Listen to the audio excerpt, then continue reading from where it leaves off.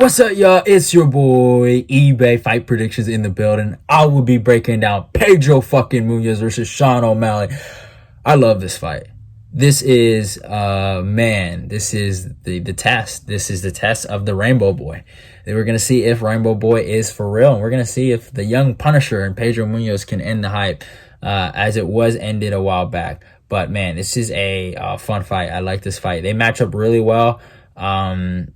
Obviously, I'm going to be relying on Pedro trying to use his brain, but I don't know. You know, Sean can just go out there and just kind of like outwork him. But there's not real much story going into this fight. It's the young contender fighting the grizzled vet, gatekeeper fighting the new guy in town. And yeah, that's what it really comes down to. You know, Sean has a bunch of hype. Pedro used to have a bunch of hype. He's known for having fun fights. He's on bit of a downside in terms of wins and losses, but still he hasn't looked horrible in any of those fights, I would say. And yeah, I think it's going to be an entertaining fight. I think it's going to be competitive. I really do. And I can't wait for it. It's a fucking scrap, man. It's a good scrap. And I think someone's going to get exposed. But I'll keep that to myself for right now. But in terms of the rankings, Sean O'Malley's number 13, Pedro's number 10. So Sean wins that fight, man. He gets into the top 10. So it's really good fight for him.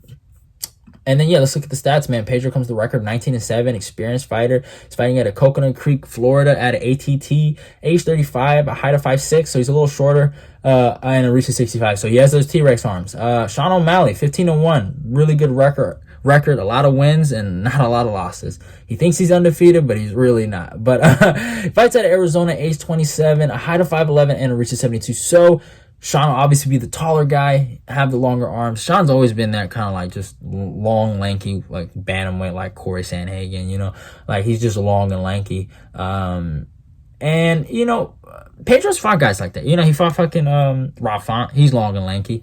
So he knows how to deal with that. And he knows how to finish those kind of guys, right?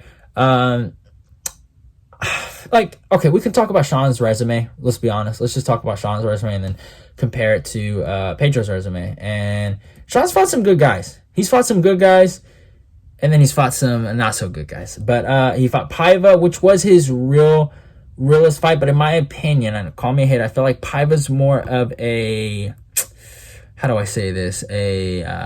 What's the word? What's a good word to describe Paiva? He's more of a flyweight, if I would say so. So I haven't seen Paiva fight Morozov yet. So if he looks goddamn god awful, so I might not give O'Malley credit. But if he ends up having a good performance, I mean that's a good thing for O'Malley. But Paiva, he beat his boy Kyler Phillips. I felt like Kyler Phillips lost that fight more than Paiva really won that fight, if you know what I'm saying. But he still beat him and he knocked him out. And I hold Kyler to a high regard. So, you know, Sean did something his boy couldn't. So I give him credit for that. He destroyed Chris Martinho, took him 3 rounds. Gennady or whatever that guy's name is, did it in 1. I don't know how impressive that is. But he looked really good. The jab was perfect. The way he was circling, attacking, defense was good. Movement was good. Footwork was good. So he looked really good. And he basically punched him until he couldn't take any more punches, or until Herb Dean said it was done. And then he fought Thomas Almeida. This was a really good performance. Sean is a good striker. He's more of a flashy striker. He's a more of an offensive striker. I give him credit. Defensively, he does not get hit in the head a lot. His legs are wide open, but those don't really get hit a lot. But I also feel like the level of opponent hasn't put that pressure on him yet, besides one guy. And we'll talk about him. They haven't put that pressure on him and to really break him. And all these guys that he's fought, they just don't have that punch output, that power, and that pocket sense to do that with him. And he just, you know, runs circles around them and looks fucking amazing. But when he fought a guy like Marlon Vera, it was a lot different. And I'm not saying Sean didn't look good in that fight. Sean looked all right. All right, he looked all right. But we all know Marlon loses the first, or Vera, Cheeto, whatever you want to call it. Cheeto, right? Let's say Cheeto. He always loses the first round. Like, think about the last few first rounds he's won. Lost the first round to Frankie Edgar. Lost the first round to Rob Font. Was damn near finna lose that round to Sean O'Malley. He's a slow starter. Sean lucked out with that Cheeto fight, the way it ended. Because the beating that he could have got going into that fight, into the 3rd round, would have been bad. I'm just being honest. Maybe Sean beats him, but what I'm telling you guys is that Cheeto, he gets better with the rounds. Sean I don't know if he's that. I just don't know. He looks good, and when you're on your bicycle like the way he was in the Moutinho fight, you're naturally going to get tired. And I felt like there was just, it might have been a mental thing where he was just looking at Moutinho and was like, man, you're taking a lot of punches, right? So, all that output was being used. I think he was fading. I wouldn't say he was fading. It was more just like more mental fatigue more than actual physical fatigue. Maybe I'm wrong. Maybe I'm right. But yeah, with Marlon or Cheeto, my bad. He has good pocket sense. He puts good pressure. And he wouldn't have done a lot of worse things, in my opinion, to O'Malley, or at least would have made that fight a lot dirtier going into those later rounds, and maybe O'Malley would have beat him. Then he fights Eddie Wineland, Jose Alberto Quinones. Like, I don't think we really need to talk about that. Like, he won those fights, but yeah, his resume it's filled with a lot of good finishes. Did I spit? I'm sorry if I spit. It's filled with a lot of good finishes, but it's missing that key name. It's missing that name that just like, wow, that was a spectacular opponent he beat. Paiva's decent, but I mean, he's nothing special. I'm sorry. He's a good fighter. I mean, I shouldn't even say good fighter. He's a decent fighter, but he won't. I mean, he made top 15, so respect to that, but he's nothing special. I'll just say it like that. Him being Pedro Munhoz, even though Pedro is 35, would be something that he needed, and that's why he took this fucking fight. He needs to beat Pedro. He needs it for his legacy, if he wants to be higher in the rankings, if he wants to gain some respect from us, from the fans, because it's just he's more of an attraction than like, oh man, he's a fucking great fighter. He's fighting other great fighters. He's more of a guy that's just beating up on people that's just not on his level. And that's just, I'm sorry, they're not, but it is what it is. So let's look at the resume. So Pedro's fought Dominic Cruz, Jose Aldo, Jimmy Rivera, Frankie Edgar, Aljamain Sterling. He also fought Jimmy twice, by the way.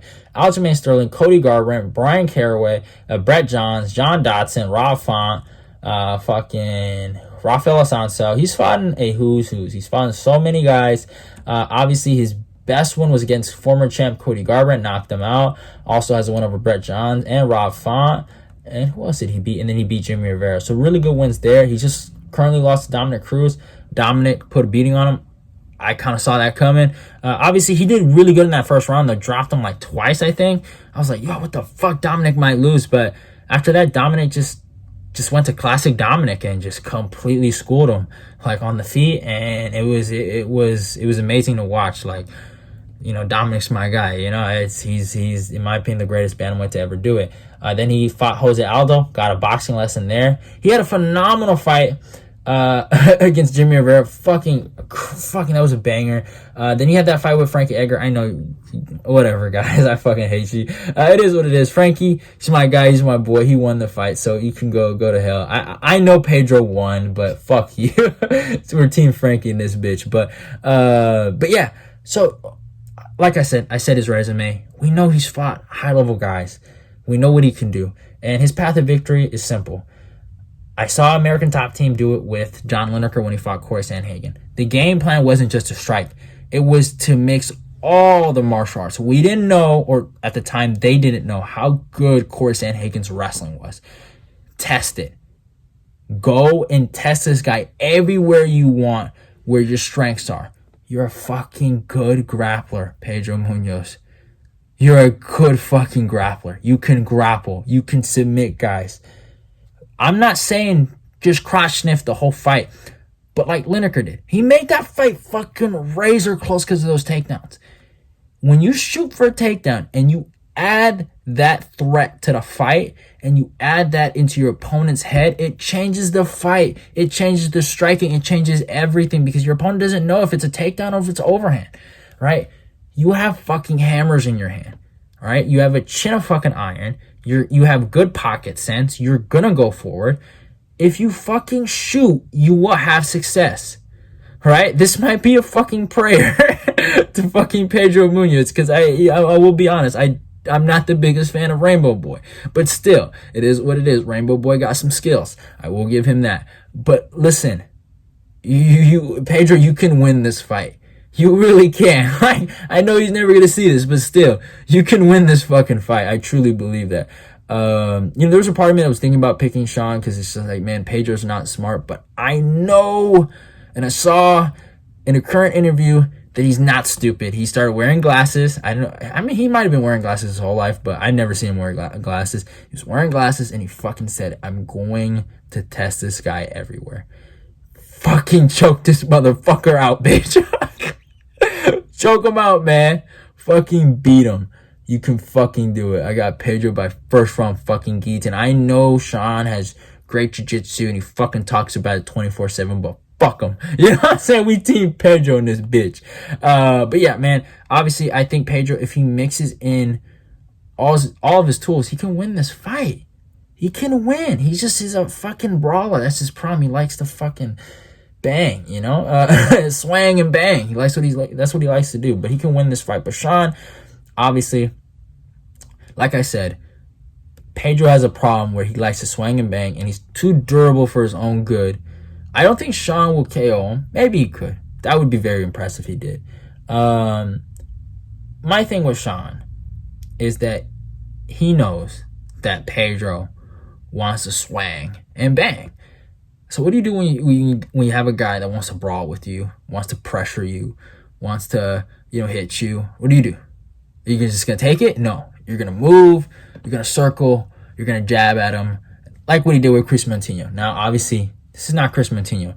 Pedro's gonna cut the cage off, So what Sean's really gonna have to focus on: head kicks, body kicks. All those are gonna be there for him. If Pedro comes with that dumb mentality of just not wrestling and not like trying to win, basically just trying to like fluke a knockout, Sean's probably gonna win.